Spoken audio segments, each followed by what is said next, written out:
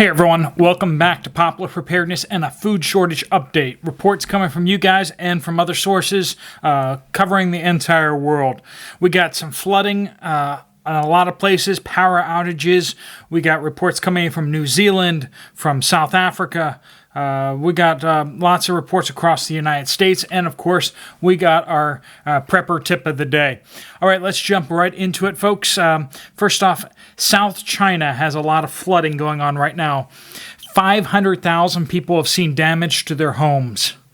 So, yeah, you can tell that that's pretty catastrophic. Those are the prime growing areas for rice, particularly in China as well. So the question is any of that being damaged as well?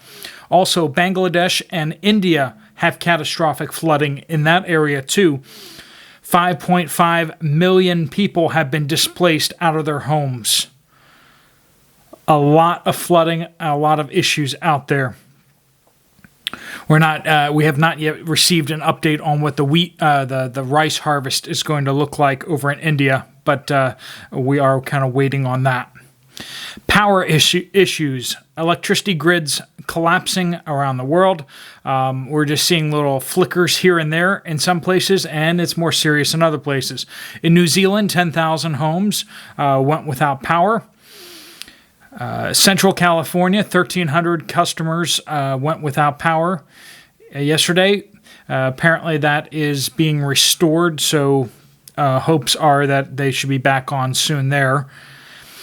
Now, in the Yucatan Peninsula of Mexico, much more severe issue there. 1.3 million people affected.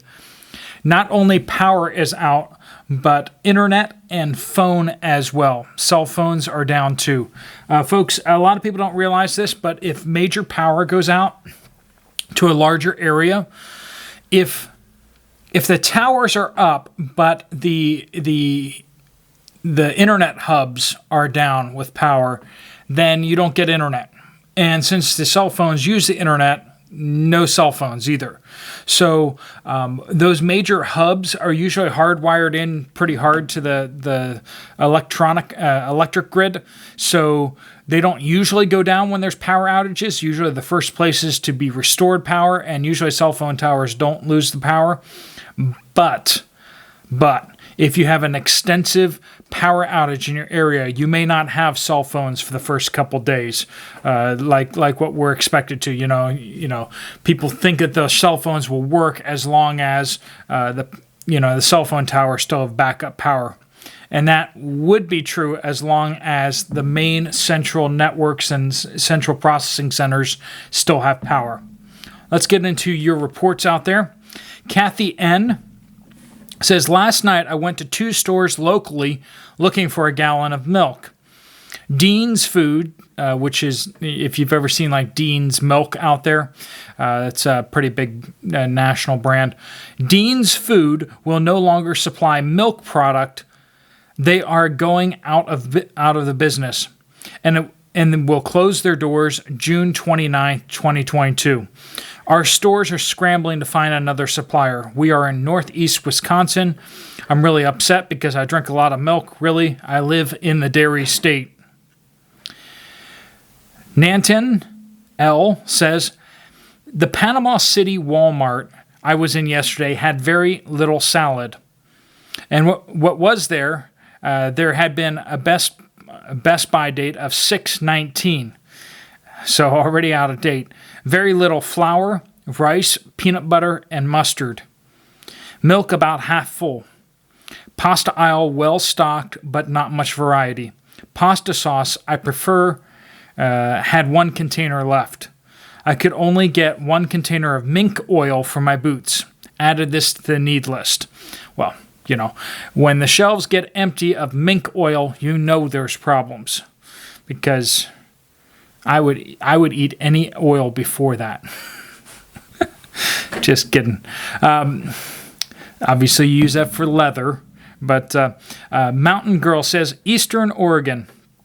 At Walmart this morning, a Walmart employee told me they were going to throw away their remaining stock of garden seeds today, and there were many, many seeds. I wanted to cry. Peanut butter still very low, completely out of store brand completely out of store brand quick oats. Many items moved and rearranged to make sections smaller. Flour section very small. They do throw out all the seeds at the end of the season. They've been doing that for years. But yeah, you'd think it's this year of any year they would be able to find, donate them to libraries or donate them to food banks or something. Glenn in Denmark is talking bad about his neighbors here. Bad weather is going to give a very bad harvest of strawberries in Sweden this summer. They will soon run out of strawberries. Right now, the price for a kilo is almost $12 and still going up. But if you're in Denmark, you're allowed to talk about Sweden that way, I guess.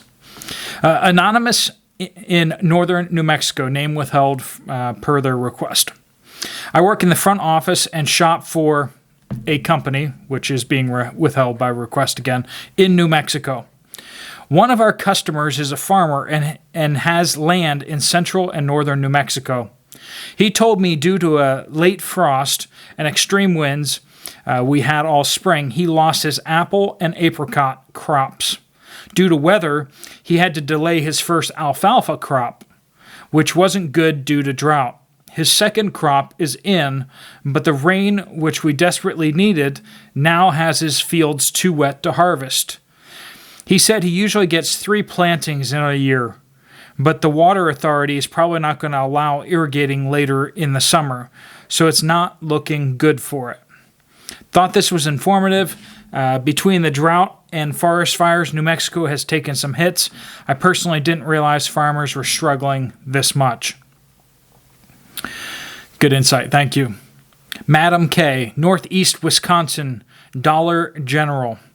No paper plates, no 3-pack tissues, no Clover Valley pickles, sauces, mayo, chips. All the Clover Valley was gone. 3 shelves. No tiny shrimp in the can anywhere. No peanut butter, no pancake mix, no oil. Hard to buy food nowadays. Alita H in central New Mexico. Local Smith's was out of heavy cream. Frozen potato products almost all gone. And of all things was out of taco shells. I know, no taco shells in the southwest. What's the world coming to? That does sound indeed rather crazy. JDX in southeast Texas just got home from the store. Formula is still low. Diapers were very low. They were all off the shelves and placed into shopping carts, but only 3 carts were full of diapers and there weren't any more. Lots of things were in carts and not on shelves, like cookies and chips, and it looked like many workers were moving things around. Cereal was fronted. Flour and sugar were low. Vinegar was low. Canning supplies were also low. Meat as well was either very low in stock or overpriced. Produce was slim and not a great selection, and dairy was also very low. Soaps had gone up $1 even since last week. For our tip of the day, folks, you need to be making sure that you forgive the top there, but we're going to be talking about Epsom salt. Epsom salt is one of those miracle substances out there that you need to have a whole bunch of it.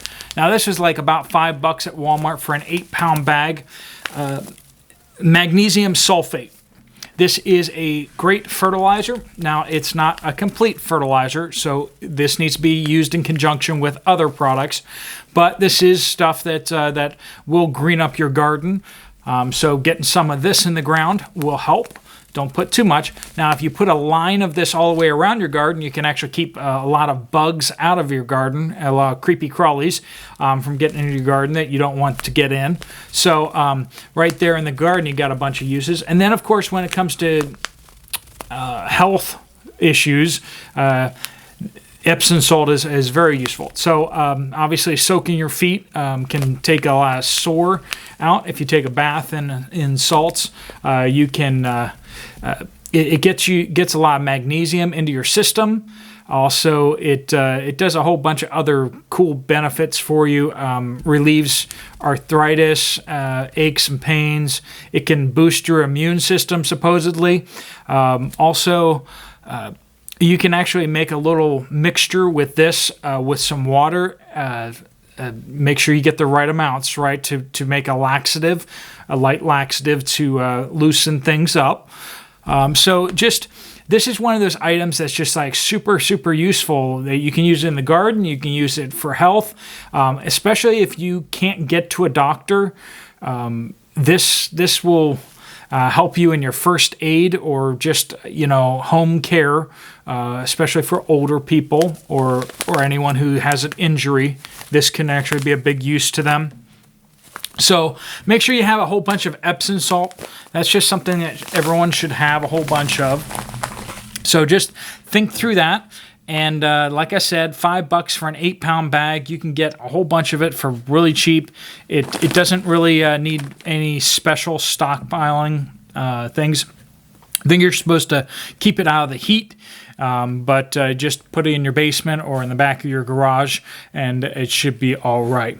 All right, folks, if you have other tips or tricks you want to suggest, if you have urgent things that you need to email me, make sure you do just email those straight to poplarpreparedness@gmail.com. If you have any insider information on what's going on at your workplaces or your industry, go ahead and shoot those directly to me. If it's a food shortage update like store shelves and stuff like that, it is easier if you just pop it in the comments down below and just tag it with the word update somewhere in there. I can find those much easier. Otherwise, I will see you guys later. If you like this video, you might want to check out this one here. Otherwise, I'll see you this afternoon. God bless. Steve Poplar out.